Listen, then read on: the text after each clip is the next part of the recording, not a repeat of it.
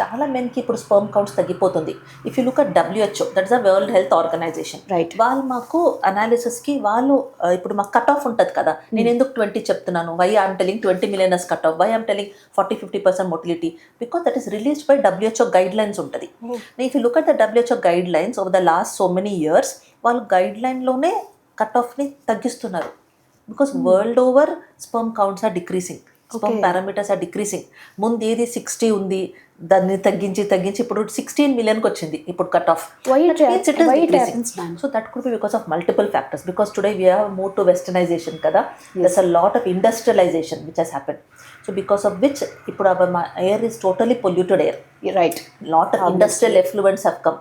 Lot of vehicles today which is releasing a lot of, so air is polluted.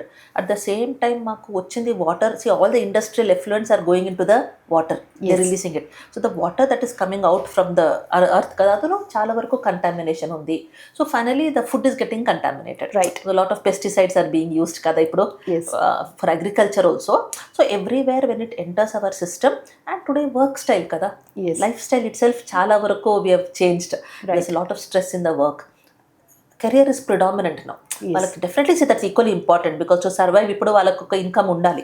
So they are giving preference to career because of it they delay. సో delay చేసిన ఇప్పుడు ఏమవుతుంది, ఇప్పుడు ఒక అమ్మాయి 23-24 yearsలో పిల్లలకి try చేస్తే వాళ్ళది గెమిట్ది ఈ ఎన్విరాన్మెంట్కి ఎక్స్పోజర్ చాలా తక్కువ ఉంటుంది, less damage, they'll get pregnant fast. అదే మీరు 10 years లేట్ చేసుకొని 33-35 yearsలో ట్రై చేస్తే ఆ ఎన్విరాన్మెంట్ ఎక్స్పోజర్ 10 years ఇంకా ఉంటుంది ఈ గెమిట్ పైన. రైట్.